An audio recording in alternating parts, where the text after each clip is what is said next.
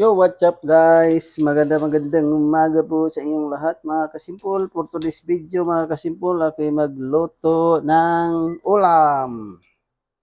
Ito na naman mga kasimpol, luto tayo ng ulam. Pangbao ng aking anak ngayon mga kasimpol. Ito, medyo maiitim na itong kawali. Nilutuan ng anak ko kagabi. Higit, ano niya ito, prito na. Maitim to pag iprito. Hindi naman to prito eh. Pang ano lang to mga kasimpol yung tawag nito. Iinit lang natin itong iinit ng kawali tapos ilalagay na lang to. Ganun lang yan. Pag iprito mo ay maano to dahil na marinate ko na po to mga kasimpol. Nilagyan ko po to ng asukal. Kaya hindi po siya pwede iprituhin. Dahil pag pinirito, napakaitim to mga kasimpol. O, tingnan mo. Diba? O, pulang-pula. O, ganun talaga yan mga kasimpol. O, mapula-pula yan pag diba? Ganun lang yung luto diyan mga kasimpol. Hayaan natin na lumabas yung kanyang mantika. Paglabas sa kanyang mantika, yun, luto na yan mga kasimpol. Nilalagay natin yung sauce niya para masarap. Yan. Yan po natin mga kasimpol, mga 5 minutes. Maglagay muna ako ng kanin dito sa baunan ng aking anak mga kasimpol. Dito. Ito po yung lalagyan ng baunan. Lagay tayo ng kanin.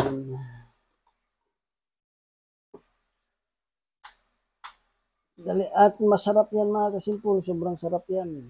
Na-marinate ko na yung isang araw at isang gabi. Yung pag-marinate yan.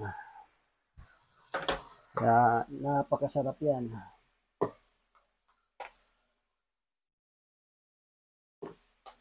Ano tayo ng kanin.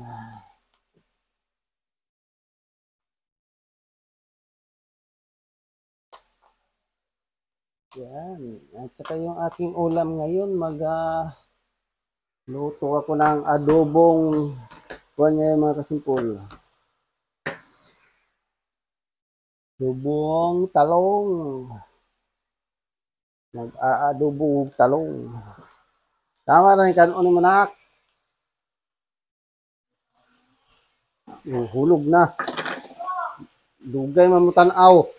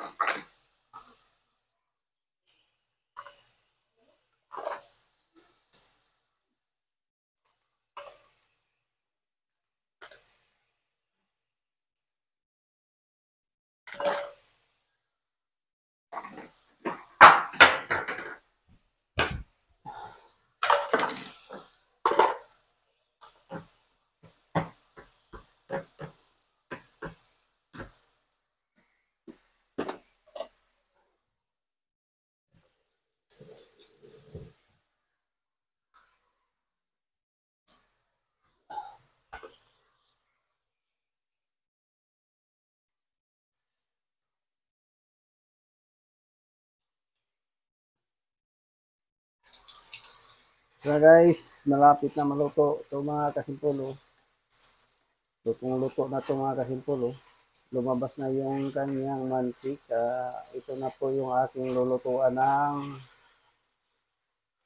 adobong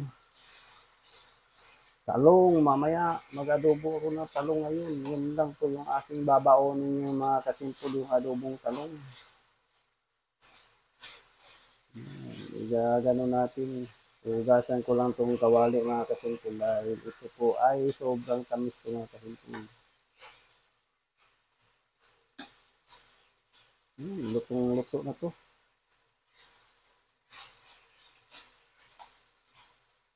Maya lang ay ano na lang natin muna mga kasimpol para maluto talaga siya.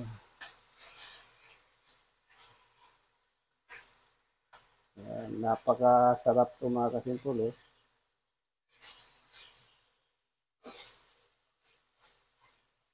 Ganito lang yan mga kasimpol. Pag magluto kayo ng ganito, ima-marinate mo na bago ito lulutuin. Yan, luto na po mga kasimpol. Bye!